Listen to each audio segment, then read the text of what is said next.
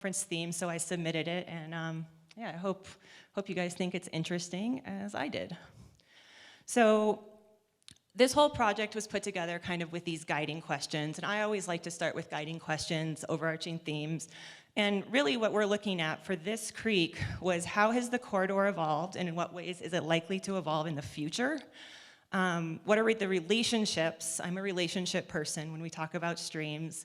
What are the relationships between the actions of humans and the corridor response?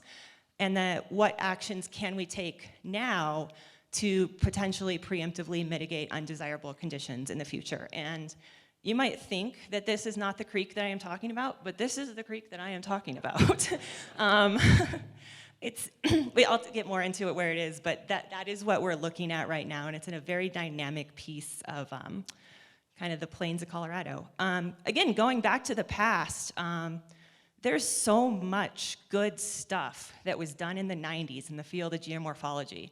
So what I went back to is a paper from 1995 by Montgomery, and developed this study around the approach that he outlined there, and to a large degree, all we're trying to figure out is how does this stream corridor work, and how can we do big reach scale interactions that are actually gonna make a holistic difference in this corridor, aside from little Band-Aid solutions that run up and down. This is the conceptual framework that Montgomery put forth in 1995, and the questions that we're trying to answer in this study. How does this landscape work? What has its history been? What's its current condition? What are the possible desirable and undesirable future conditions? And then the big question for us today is how do we manage that to achieve those objectives? So big picture stuff, good stuff coming out of the 90s, looking backwards, looking forwards. This is where this stream is, so it's out on the Piedmont. And notably, it's starting to get into the part of the state that's dominated by the sand deposits, as you could probably tell from that photo. And this is what it looks like on the ground. So it's really different than most of the creeks that we've talked about at this conference so far today. In places, it probably was a beavered meadow. But through all the stuff we've heard about, it's not currently the state it's in today. Looking at it at a zoomed out level, that's the Denver metro area, Cherry Creek Reservoir, and it's just right here on the edge of this rash of urban sprawl that's moving out. So this stream is gonna change a lot. This area is gonna change a lot in the next 10 years, which is why we did this study to kind of get in front of that. This came out of a fluvial hazard zone mapping effort. The first thing Morgan's group wanted was to know where are the safe places to try to steer development in this corridor that's not yet developed, which is 100% the right time to do that mapping. And then we can plan for when this happens to roll down the corridor in the next 10 to 20 years. But then there was a follow-up question. It was like, okay, so that's great, but what else can we do? What else can we do to help mitigate some of this risk before and during flood events, and in the near term as well? I don't know where I'm going with that. Anyway, what else can we do to mitigate this risk that exists in this stream corridor? And from there, we came up with 5 project strategies, and this one really ties into building energy dissipation and sediment storage into the system above reaches that are developed. So we're trying to trap that sediment and dissipate that energy before it rips through these suburban developments. And then we also are really focusing on development and community planning. So looking at this before the land is platted to try to make decisions on where best to put open space, stormwater features, et cetera, et cetera. In doing this, we realized that this reach that we're looking at today is at a fork in the road. There's a good possibility it's gonna end up looking like this, but there's also a future where it can look like this. And this study was to figure out what actions that we could take in the system, locally or at a watershed level, to try to steer it in one direction or the other. And that's how we got here. So how did this creek get here? Well, we went way back. And thanks to Molly Guinea, who I don't know if she's in the room, but if she is in the room over there, she did an amazing job of going back into the 1860s original land plat surveys, working through this horrible cursive that was in these handwritten notebooks, and letting us know where the right bank of this creek was all the way through this corridor. At every location that Sand Creek or Coal Creek, it's the same creek, has two names, sorry, crosses one of the section lines, township section lines, there's a note about where that bank is, where the terraces are, some places how wide the creek was. So we could go way back, like 1860s, way, way back. And one of the things we learned was that this creek, immediately upstream of where we're looking at, was well timbered with cottonwoods and never dry. And this is what it looks like today.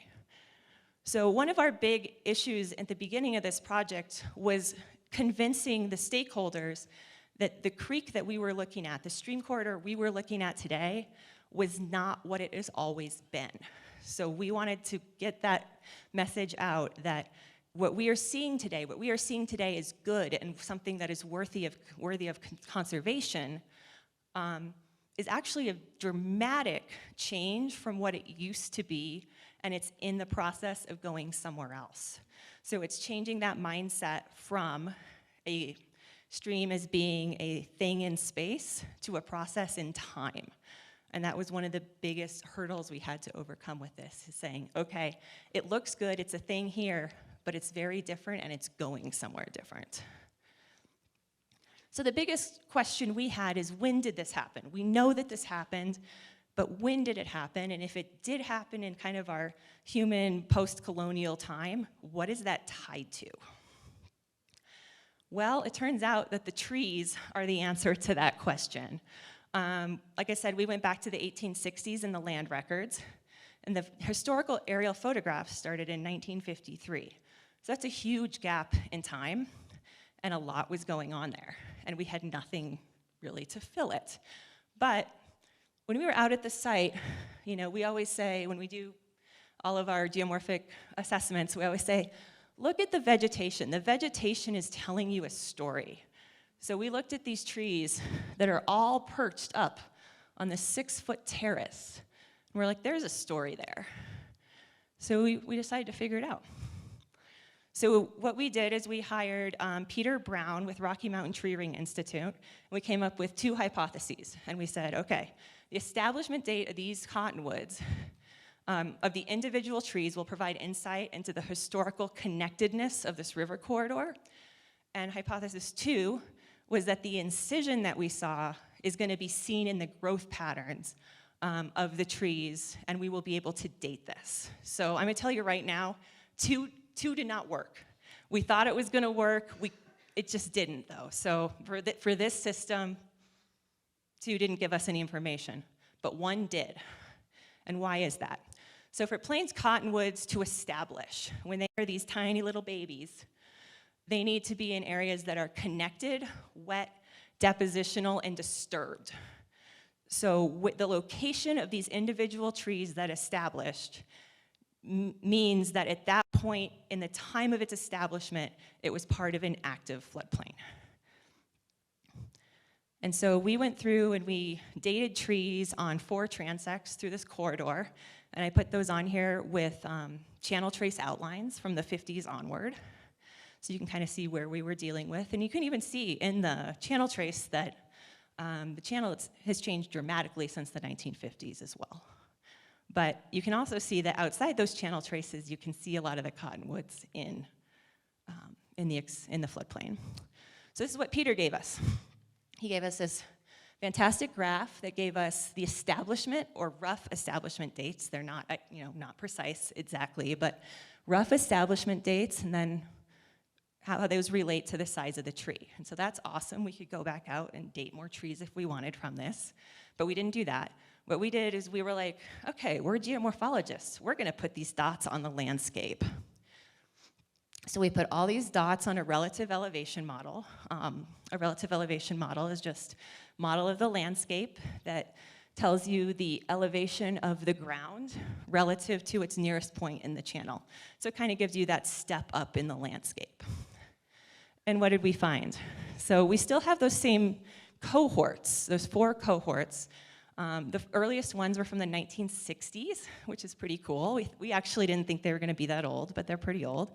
We had another cohort kind of in the 1920s, and then we had 2 tiny little cohorts in the 1960s and the 1990s. But when you kind of look at it on the landscape, what are we seeing? So we're seeing that the 1960s cohort and the 1920s cohorts are much, much higher on the landscape. And we're also seeing that they've got kind of continual establishment. There's not one specific, this in particular, there's not one specific time that they came in. These kept coming in year after year after year, and they were all coming in kind of at a height around 4 or 5, 6 feet over the current channel elevation. But then something happened right here in the 1950s, and all the trees started to establish down here at 1, 2 feet above the channel elevation. So what we're seeing in this tree data is that our major incision in this system happened probably between the 1940s and the 1960s. And this is what it looks like in the landscape. So we've got this big abandoned terrace, which is up here. We've got this big, nice swath of cottonwoods, and this is on one of these 10-foot terraces right up here. So what were the humans up to in this time frame? That's definitely human time frame, right? We're not talking geologic time. We were pretty busy beavers during that time. So what we were doing is we were busy straightening the crap out of the reach downstream. So we are seeing changes up to 40% in channel length and channel narrowing in the reaches downstream in the same time period. And again, thanks to Molly for doing all this work. So, we had this with, residential development, kind of down in the city of Aurora. And we also had this due to transportation networks, Stapleton Airport went in, all kinds of good stuff. But, effectively what we were seeing is downstream of this reach, we had major length and width disruption, we had excess runoff, and all of that leads to major, major incision that we think has run through this reach and caused that abandonment of those terraces. Okay, so that's great. Where are we going? Well, going through our outline here, we got the first few steps. So what we then needed to do is look at our possible futures. And the biggest thing about our future in this reach is that we know it's slated for development. There was a development plan on the table. We saw it when we started this study. So we're pretty confident that as of right now, this continual trend towards floodplain encroachment, that actually we might have staved that one off. We might be keeping the development out of the floodplains and out of the FHZ on this one. Channelization, armoring, grade control, et cetera, that's probably the future we're looking at. And more than anything, we're really looking at a future of hydromodification. So we're looking at that future where we've got a lot of excess water coming down the stream reach and out of these tributaries. And the excess water, right now stormwater regulations kind of just make you match peaks, but they don't look at the total amount of energy that's coming down the system with this water. And because this system is wet, or it's not wet, because the system is so fine-grained, that excess energy that's coming with the water is gonna pick this system apart, as we've already seen. So we're really thinking this future with no intervention is gonna look like this. There's very little that we can say right now without major change that's gonna prevent more erosion, more abandonment, and then the loss of the actual riparian corridor that's there right now. And that's it for today. But I was gonna ask you a question first, before you ask me questions. And my first question to you is, what do you think my recommendation was to Mile High Flood District in light of this study? What's the first thing that I told them they ought to do with this development? Any thoughts? Yes, but we kind of already did that. Any other thoughts? it's getting back to the thought we were talking about with Peter yesterday. It's really just attacking the stressors, something we don't talk about at this conference. Yes, infiltrating stormwater. So the number one recommendation that came out of this study was not to actually be working in the stream corridor, but it was to change the way that stormwater was managed in these new developments and to really focus more on infiltration and retention rather than detention and building grade control through the system. So with that, I can open it up to you guys.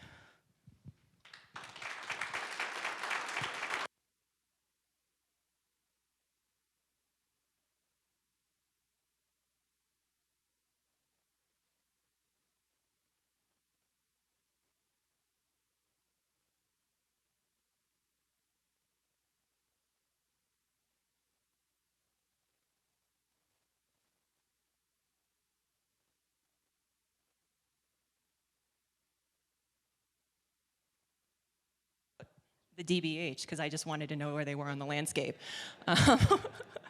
60 to 100. Yeah, and the oldest ones, yeah, where they were up here kind of on these 10-foot terraces. In a lot of ways, it's surprising that they've managed to keep following the groundwater, which is why we thought they were so much younger when we first looked at them. So, but I think that just goes to show, like, this is a very sensitive system, and if that groundwater gets disturbed, it could easily wipe out that entire cottonwood population, and there's no chance it's going to regenerate in its current configuration. There's just none that will get cottonwood regeneration on those terraces. Yeah, super cool. I mean, we're always guessing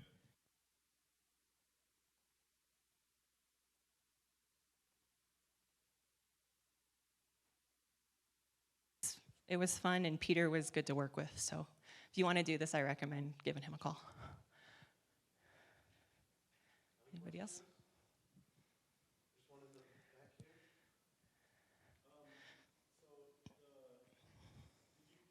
So you know if they actually did generate that height, or do you know if there was any deposition around that feature since that time, perhaps? Or were you able to measure like the crown height of the plant to see where actually, what was the elevation that it generated at? Oh, right, yeah. So basically, we're assuming that the cottonwoods generated at their current elevation, which may or may not be 100% true, but it's probably true within a couple feet, because cottonwoods can get buried. I don't think that they were any higher than they were. But yeah, we put them on. So what we did is we took the landscape and we broke it out into the terraces and the fans, and basically just assigned the cottonwood ages to those geomorphic features, and we're able to kind of recreate the story of how that's downcut. Joel.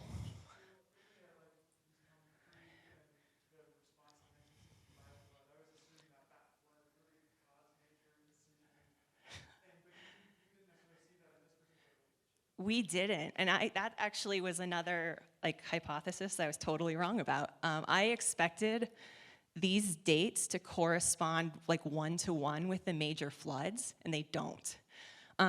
You can kind of see the 65 event in here, but not really. Most of the incision actually happened before 65. There was another event in 57 that might have done some of this, and there was a huge event in 1864, which you just can't even see in here. You can't see with the establishment, you can't see it on the ground level either. But like I said, one of the most interesting things to me is that this is like continual establishment, and then that totally breaks, and we are then doing like very piecemeal establishment after that. So that doesn't give us a real good feeling about regeneration into the future. Yeah.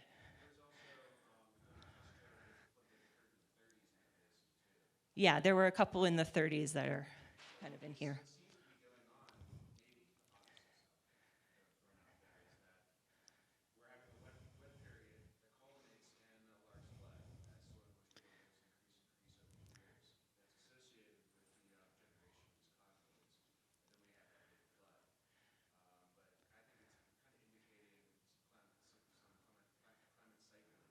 Could be, yeah. Hmm.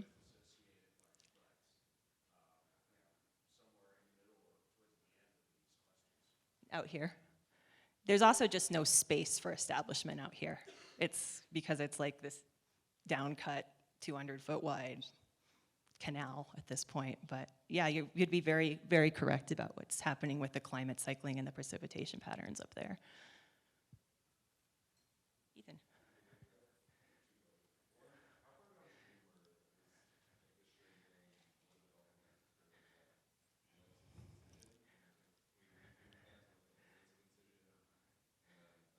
Yeah.